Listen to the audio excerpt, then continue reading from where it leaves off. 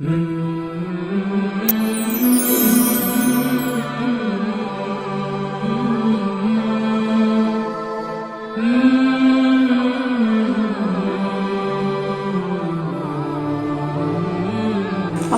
আলাইকুম আমার সুপ্রিয় ভাই বোনেরা, আশা করি আপনারা সবাই ভালো আছেন।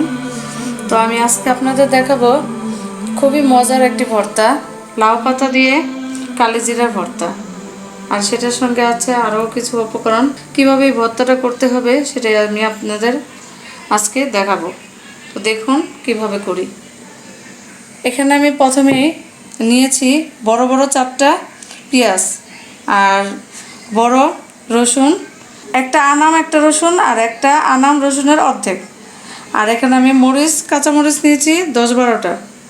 তো এখন আমি এই উপকরণগুলি চুলায় দিয়ে একটু টেলে নেব।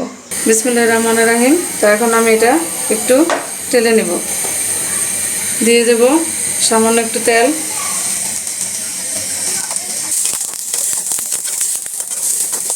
তারপর দিয়ে দিলাম 10টা শুকনো মরিচ।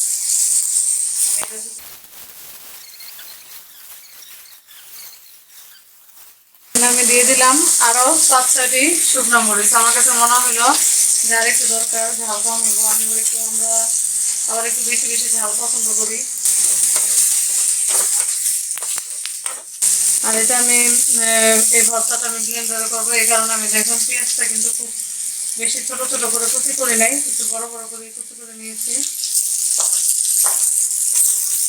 আর রসুনগুলি কিন্তু আমি আনাম করে রেখেছি, দেখেন সবগুলি আনামই রাখছি।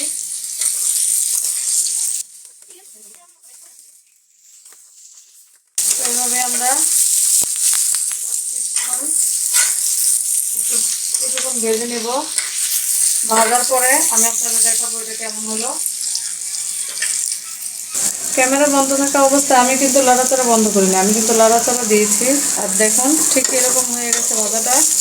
একেবারে খুব বেশি ব্রাউনও না, আবার একবারে খুবই ইয়েও না, হালকা একটু ভেজে নিয়েছি। এই যে আমার ভাজাটা হয়ে গেছে। এখন আমি এটা নামিয়ে নেব।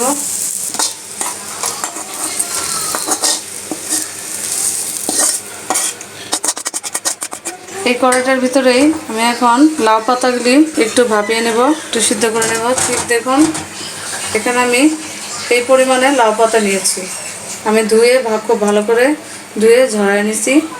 এখন আমি এটা একটু চিপড়ে তারপরে দিয়ে দেবো, যেন বেশি একটা পানি না ওঠে। দেখুন ঠিক এভাবে আমি একটু চিপড়ালাম, বেশি একটা পানি নাই। আর এই পাতাটা আপনারা মানে লাউ পাতার যে বড় বড় যে পাতাটা হয়ে যায়, বাতি হয়ে যায় যে পাতাটা, ওই পাতাটা দিয়েও আপনারা এই ভর্তাটা করতে পারেন। মানে এই ভর্তাটার জন্য একেবারে কচি লাউ পাতা লাগবে এরকম না, কচি না হলেও চলবে।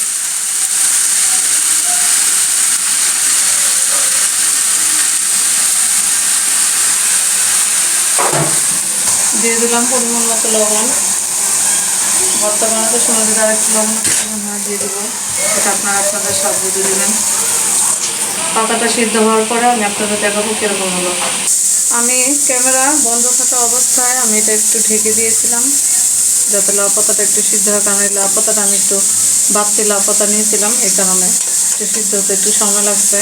তাই এখন আমি একটু দিয়ে দেবো তেল দিয়ে পাতাটাকে একটু ভেজে নেব। আশা করি আমি যেভাবে ভর্তাটা করেছি, তো আপনারা যদি হুবহু আমার মতো এভাবে করে খান তাহলে অবশ্যই ভালো লাগবে। ভর্তাটা খেতে খুবই মজা। আর এই ভর্তাটা বানালে আর কিছুই লাগে না, এই ভর্তা দিয়ে এক থাল ভাত খাওয়া যায়। তো আপনারা যখন মাছ, মাংস, ডিম এগুলো খেতে খেতে অনেক বেশি বোরিং হয়ে যাবেন, ঠিক তখন যদি এরকম একটা ভর্তা হাতের কাছে যদি লাউ পাতা থাকে, তাহলে কালিজিরা লাউ পাতা যদি থাকে তাহলে অবশ্যই এই ভর্তাটা খেয়ে দেখবেন, খুবই মজা। আশা করি আপনাদের খুব ভালো লাগবে। তেল দিয়ে আমি একটু শাকটাকে একটু ভেজে নিলাম। তো হয়ে গেল আমার এই শাকটা একটু ভাজা। এখন আমি এটা একটু ঢেলে নিই। দেখুন আমি যে পেঁয়াজটা ভেজে রেখেছিলাম ওইখানে আমি সব একসাথে দিয়ে দিলাম। এই যে লাউ পাতাটা আমি এখানে দিয়ে দিলাম। এখন আমি কালিজিরাটা একটু টেলে নিব। তো আমি এখানে খুব বেশি কালিজিরা দিব না, আমি আসলে কালিজিরা ফ্লেভারটা এতটা পছন্দ করি না, কারণ এটা দিতে দিতে লাগে, কারণ আমার এত ভালো লাগে না। তো আমি কালিজিরাটা এইভাবে শুধু কালিজিরা ভর্তা বানায় কখনো খাই না। আমি কালিজিরার সাথে হয় পেঁয়াজ মরিচ বেশি দিই, আর না লাউ পাতা দিয়ে এভাবে করে খাই। তো আমি এখানে কালিজিরাটা খুব কমই দিব। এখানে আমি দিয়ে দিলাম 1 টেবিল চামচ কালো জিরা। তো এখন আমি এটাকে একটু টেলে নেব।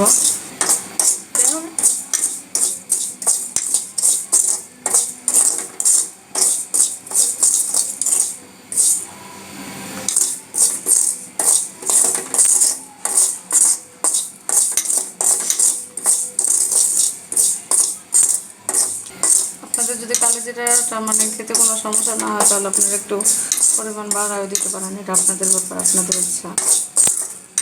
তো কালো জিরার থেকে যখন একটু ফ্লেভার বের হবে ঠিক তখনই আমার কালো জিরাটা ভাজা হয়ে গেছে। তো আমি এখন চুলাটা বন্ধ করে দিলাম। মানে উপকরণ সব কিছুই হয়ে গেল। এখন আমি ঠান্ডা হয়ে গেলে মিক্সারে ভর্তাটা করে দেখাবো। তারপর আমি কালো জিরাটা একটু ভালো করে ধুয়ে নেব। ধুয়ে আমি আপনাদের ভর্তাটা করে দেখাবো কীরকম হলো। তো এখন আমরা চলে যাব পরবর্তী ধাপে। এই যে দেখুন আমার ভর্তার সব উপকরণ হয়ে গেছে। এই যে আমি সব একসাথে করে নিয়েছি। এই যে কালো জিরা খুবই সামান্য, আমি কালো জিরাটা খুব ভালো করে ধুয়ে নিয়েছি। এখন আমি সব কিছু একসাথে মিক্সারে দিয়ে দেব। আর আমার মনে হয় যে আসলে যাদের মিক্সার আছে তো তারা মিক্সারেই করতে পারেন। পাটায় মানে অনেকে বলে যে পাটায় বেটে ভর্তা খাওয়ার মজাই আলাদা। পাটায় আসলে বাটলে এটা মজা হওয়ার কারণ আমি কিছু বুঝি না, কারণ পাটায়ও যে কাজ করে ব্লেন্ডারে সেই একই কাজ করে। তো ব্লেন্ডার যদি থাকে তো অবশ্যই ব্লেন্ডারে করে খাইয়া দেখবেন।